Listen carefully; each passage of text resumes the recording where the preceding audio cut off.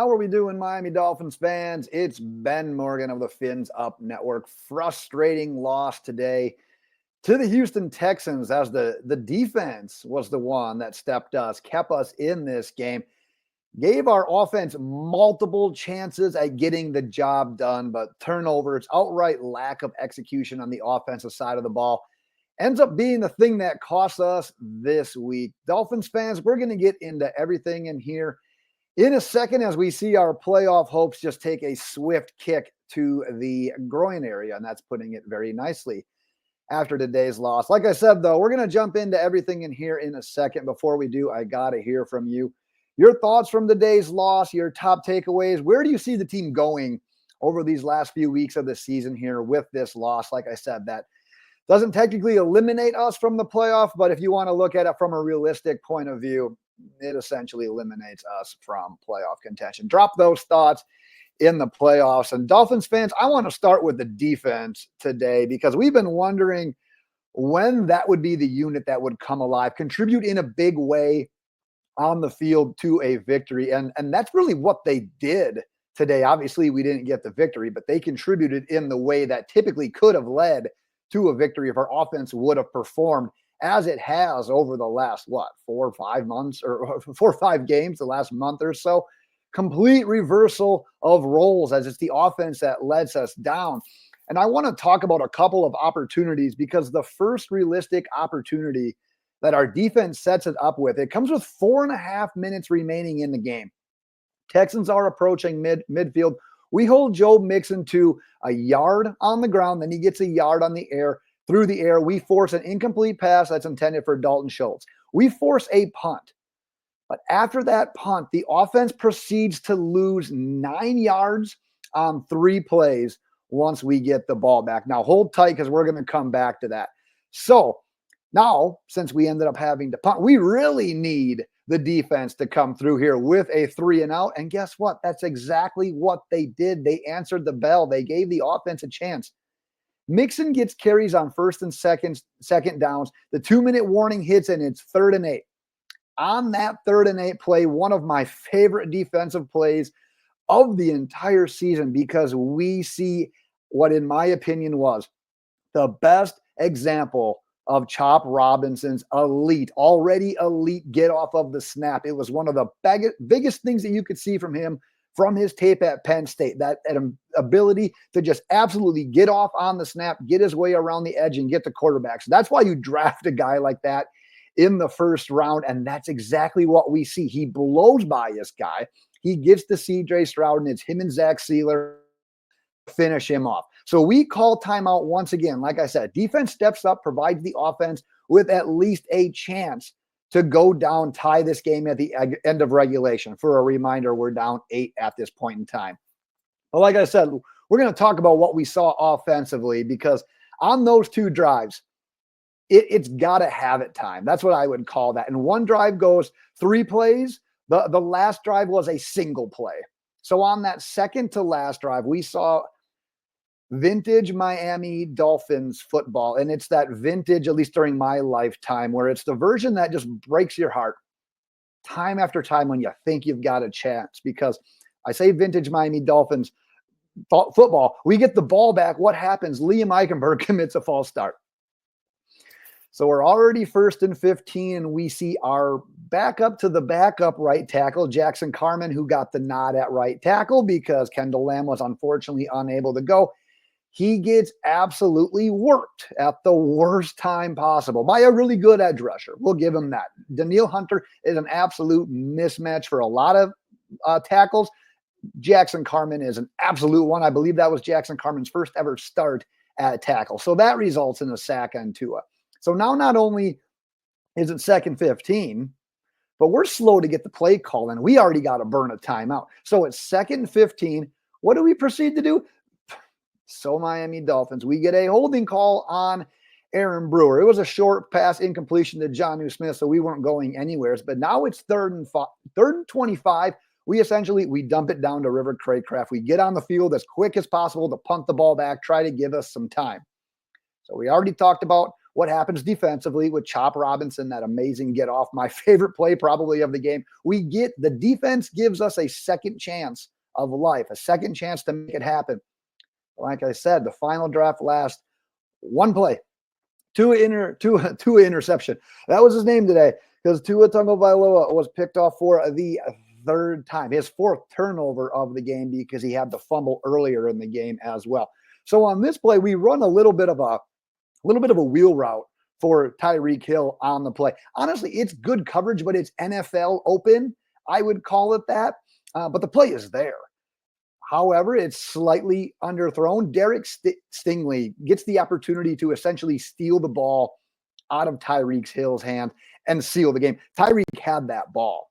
Should have been a catch, but he should have brought it in. But Derek Stingley was somehow the aggressor on that play. But you got to blame Tyreek a little bit on that. If you slow it down, Tyreek has the ball. You've got to be aggressive. You've got to haul that in.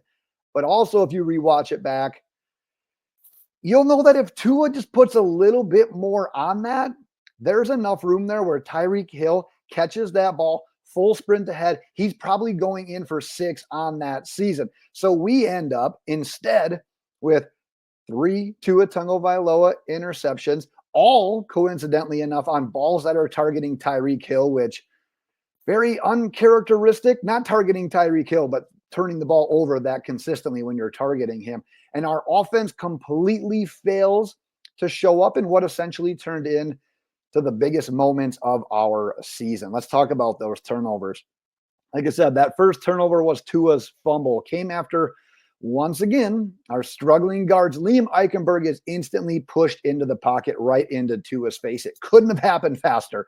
Forces him to leave the pocket. He goes to throw it. The arm is hit. Ball goes backwards. We set up the Texans with a short field. That turns out to be their first touchdown of the game to Nico Collins. Tua's first. Once again, interceptions are always backbreaking. This one just felt catastrophic. The defense had just set us up with good field position. Jordan Brooks ended up recovering that botched snap to CJ Stroud. It wasn't a botched snap placement-wise. He just wasn't ready for it. We end up getting the ball. Defense shows up. Looks like we're going to end up having a chance to score before halftime. It's currently 10-6. Instead, Tua ends up not seeing the safety. It looked like he probably thought he had Tyreek pretty open across the middle of the field. Turns out that's not the case. Texans end up returning that interception all the way down to the 5-yard line. They house that ball if it's anyone besides Devon Achane that is hustling. So props to Achane for going down and hustling and making a tackle on that play.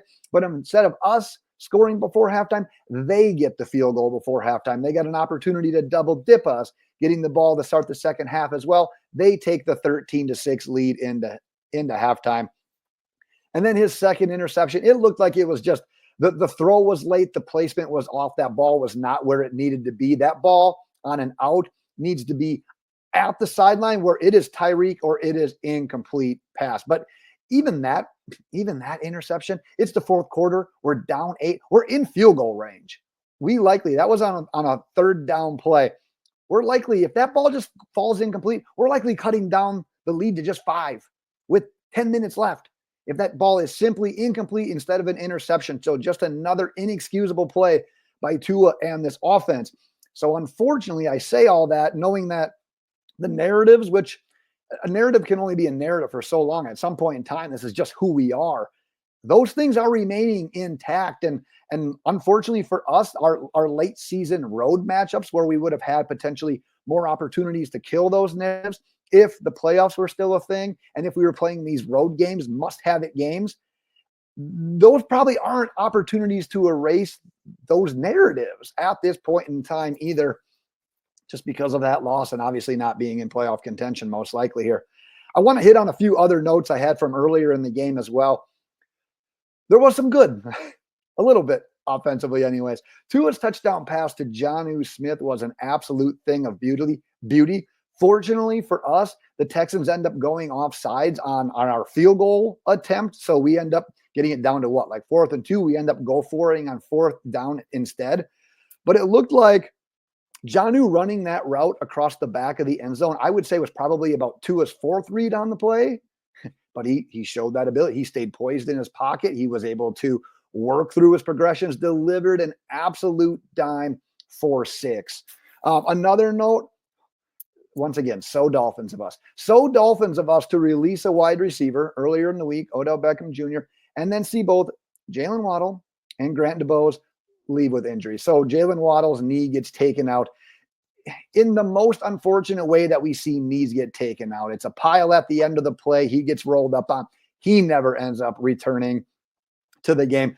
We'll be monitoring that throughout the week. Thoughts and prayers to fellow fantasy owners that had to battle in a first-round playoff matchup, essentially without Jaylen Waddle, as he put up a Cooper Cup, which is also known as a 0 in the first round of your playoffs. And then Grant DeBose, his head injury, that's one of those super scary injuries that unfortunately we see every once in a while in the NFL. If you missed the game, they had to remove the face mask. They removed his jersey. I'm going to leave the analysis out on that one at this point in time. It was a scary situation. Just don't expect him back anytime soon. Zach Sieler, Chop Robinson, I'll say they continue to lead the way for this defense. Both credited with 1.5 sacks today. They combined for 6 quarterback hits. I'll say that in a season that's been filled with more disappointment than I really probably could have imagined. I'm going to say that this season at this point in time, I would say you needed to win at least one playoff game this year, and we're clearly not going to do this. So yeah, I will say this season is going to be drawn up as a failure. But in this season, those two have been very bright spots. And I'm actually going to wrap with something I definitely should have brought up earlier, because I personally think it was probably one of the biggest plays of this entire game. But our defense had Houston stopped on their first offensive possession out of halftime. And that's when we get absolutely hit in the face by a super creative fake punt on 4th and 2. And I know basically all of us, me, you guys that are watching, we've all had enough with special teams coordinator Danny Crossman. However, I don't even think that I can blame him for that one. It was a perfectly executed fake punt. They only needed 2 yards on the play. They proceed to get like 40, and that's what ends up leading to Nico Collins' second touchdown as we fall behind 20-6. Like I said, Dolphins fans, our defense was fine. It was good. Our offense and special teams just simply set up way too many scoring opportunities for the Texans today. All right, I am going to wrap it there for tonight, Dolphins fans. I will be back at some point this upcoming week as we get set for our final home game of the season. That one will be against the 49ers, who are on tap. Unfortunately, the stakes are just probably essentially gone at this point in time. So I hate to be so doom and gloom, but I think you probably are right there with me. But like I said, let's hear your thoughts from this one. Let's hear your top takeaways. What are you going to be looking for the remainder of the season? Go ahead and drop them in the comments. Make my day a little bit better if you get subscribed. If you haven't done so already, as always, thanks to you that have already been able to do that. We'll end it there, Dolphins fans. Enjoy the rest of your night or morning if you're watching this on Monday. Until next time, Fins